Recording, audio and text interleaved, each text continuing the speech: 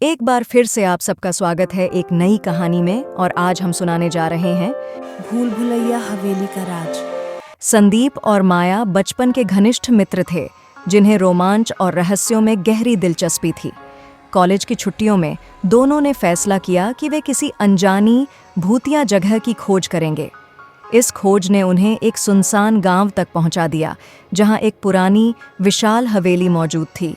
गांव वाले हवेली का नाम सुनते ही कांप उठते थे।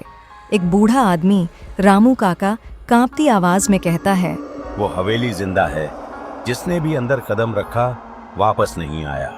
संदीप स्वभाव से सतर्क रामू काका की बातों पर विश्वास करने लगा था, लेकिन माया का उत्सुक और साहसी स्वभाव उसे हवेली में खींचे जा रहा था। बस एक बार अंदर जाकर देखना है, माया ने कहा। संदीप माया की बातों को नकार नहीं सका और दोनों हवेली की ओर निकल पड़े। बारिश से भीगी काली रात में हवेली के पास पहुंचते ही कुछ अजीब घटने लगा। जैसे ही वे मुख्य द्वार के पास पहुंचे, दरवाजा खुद ब खुद कर्कश आवाज के साथ खुल गया, मानो उन्हें अंदर बुला रहा हो।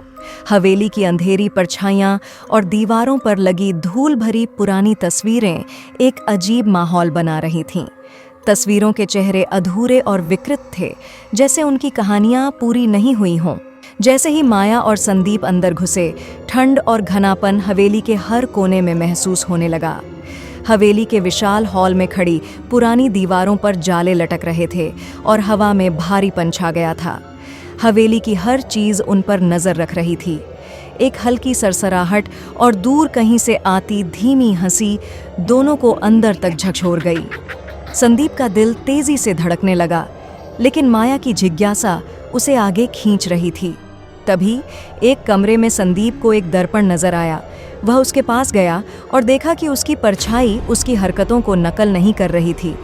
उसकी परछाई अपनी मर्जी से हिल रही थी, मानो कुछ कहना चाहती हो। यह देखकर संदीप के हाथ पांव ठंडे पड़ गए। जैसे ही उसने पलटकर माया की ओर देखा, वह वहां से गायब हो चुकी थी। संदीप ने पूरे कमरे में माया को ढूंढा, लेकिन उसे कहीं कोई सुराग नहीं मिला। उधर माया एक गहरे अंधेरे कमरे में पहुंच गई थी। कमरे के बीचों बीच धूल से ढका एक छोटा दरवाजा था। माया ने हिम्मत जुटाकर दरवाजा खोला तो नीचे जाने वाली पतली सीढ़ी दिखी। नीचे अजीब चीजें पड़ी थीं, पुरानी किताबें, टूटी हुई मूर्तियां और दीवारों पर अजीब और गरीब निशान। हवा में किसी खतरनाक रहस्य की सरसराहट थी। तभी माया को एक पुरानी डायरी मिली, जिसमें हवेली के पूर्व मालिक की खौफनाक कहानियां दर्ज थीं। डायरी में लिखा था कि हवेली के मालिक ने आत्माओं को कैद करने का खतरनाक खेल खेला था। जो भी इस हवेली में आता, वह इसका हिस्सा बन जाता और कभी वापस नहीं जाता।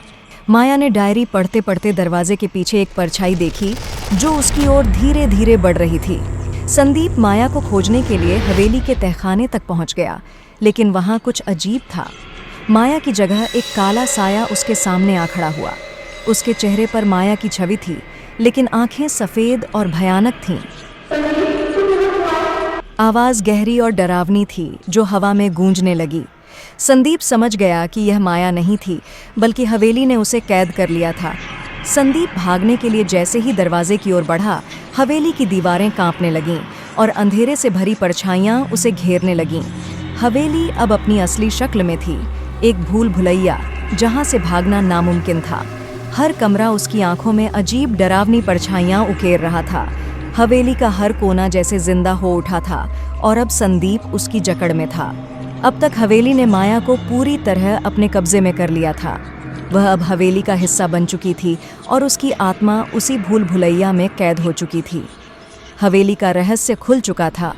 यह हवेली अपनी शक्ति के लिए आत्माओं का शिकार करती थी और उन्हें हमेशा के लिए अपने भीतर समा लेती थी। संदीप को अब समझ आ चुका था कि माया को बचाने का कोई रास्ता नहीं था। हवेली ने उसे खेल में खींच लिया था और अब सिर्फ एक ही रास्ता था, या तो वह खुद को बचाने की कोशिश करे या हवेली के रहस्यमय खेल का हिस्सा बने। संदीप के सामने अब एक आखिरी मौका था। हवेली का एक दरवाज़ा खुला था, लेकिन उसमें से अजीब रोशनी आ रही थी। वह दौड़ते हुए उस दरवाजे की ओर बढ़ा, लेकिन जैसे ही उसने दरवाजे को छुआ, माया की आत्मा ने उसे पकड़ लिया। तुम मुझे ऐसे छोड़कर नहीं जा सकते। माया की आवाज में अब दर्द और क्रोध था। हवेली ने अपनी अंतिम चाल चल दी थी।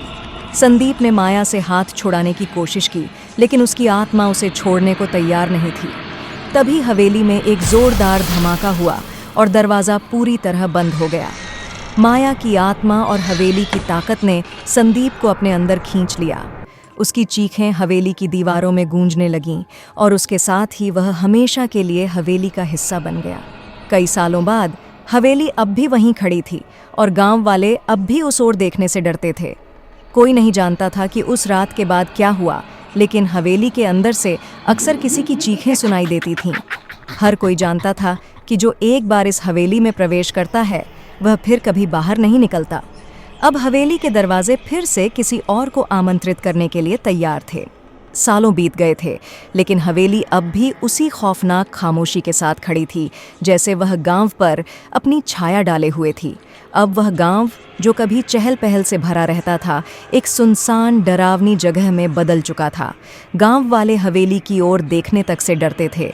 उसके इर्द गिर्द की ज़मीन भी जैसे मौत का चादर ओढ़े हुए थी। हवेली की कहानी अब तक एक किंवदंती बन चुकी थी। लोग कहते थे कि हवेली के भीतर से अब भी चीखें सुनाई देती हैं, लेकिन कोई भी उन चीखों की सच्चाई जानने की हिम्मत नहीं करता था। हवेली के अंधेरे कोनों से अब भी रहस्यमयी रोशनी फूटती थी, जैसे वह किसी और शिकार की प्रतीक्षा कर रही हो। एक तूफानी रात गांव में कुछ अजनबी यात्री पहुंचे। उन्होंने हवेली की कहानियां सुनी थीं और वे उस भयावह जगह को अपनी आंखों से देखने के लिए उत्सुक थे। हवा में सर्दी और भय बढ़ता जा रहा था। गांव की घुमावदार पगडंडी पर चलते हुए वे लोग हवेली के पास पहुंचे, जिसकी धुंधली परछाई किसी अजगर की तरह उन्हें निगलने को तैयार दिख रही थी। हवेली के जंग लगे, बड़े दरवाजे खतरनाक तरीके से बंद थे, लेकिन जैसे ही यात्री वहां पहुंचे, दरवाजे अपने आप जोर से चरचराते हुए खुल गए, मानो वे हवेली के भीतर खींचे जा रहे हों। बिजली की चमक और गड़गड़ाहट के बीच उनके कदम अनचाहे ही हवेली के प्रवेश द्वार तक पहुंच गए। दरवाज़ों के खुलते ही उनके सामने अंधेरे का एक विशाल सागर था। हवेली के भीतर सब कुछ ठहर सा गया था। फर्श पर धूल की मोटी परत जमी हुई थी और हवा में सड़ांध और पुराने समय की बासी महक फैली हुई थी। परंतु उस अजीब खामोशी में भी एक भारीपन था, जैसे हवेली अब भी जिंदा थी और उनकी हर हरकत पर नज़र रख रही थी। जैसे ही वे अंदर कदम रखते हैं, एक अजीब सी ठंड उनके शरीर में समा जाती है। उनकी टॉर्च की रोशनी भी टिमटिमाने लगती है, मानो डर के कारण वह भी कांप रही हो। फर्नीचर जाले से ढके हुए थे और दीवारों पर धुंधली, विकृत तस्वीरें टंगी हुई थीं, जिनके चेहरे अधूरे लग रहे थे, मानो किसी अधूरी कहानी को बयान कर रहे हों। तभी अचानक हवेली की सीढ़ियां जोर जोर से चरमराने लगती हैं, जैसे कोई अदृश्य शक्ति नीचे उतर रही हो। एक जोरदार धमाके की आवाज़ सुनाई देती है और हवेली के बड़े दरवाजे तेजी से बंद हो जाते हैं। यात्रियों के चेहरों पर डर की लहर दौड़ जाती है। वे भागने की कोशिश करते हैं, लेकिन अब दरवाजे खुलने का नाम नहीं लेते।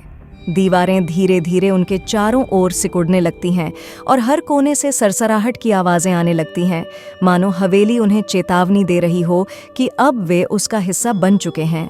हवा में एक भयानक सन्नाटा छा जाता है और अचानक दूर कहीं से माया और संदीप की चीखें सुनाई देती हैं, मानो वे अब भी हवेली के भीतर फंसे हुए हैं।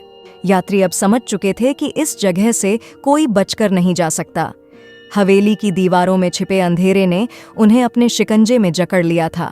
उनकी किस्मत अब हवेली के रहस्य का हिस्सा बन चुकी थी और कोई नहीं जानता था कि इस रात के बाद उनके साथ क्या हुआ। अब हवेली फिर से शांत थी, अपने अगले शिकार का इंतजार करते हुए। आज के लिए बस इतना ही। मिलते हैं अगली बार एक और नई कहानी के साथ। तब तक हमारे साथ बने रहिए और तैयार रहिए नई रोमांचक और दिलचस्प कहानियों के लिए।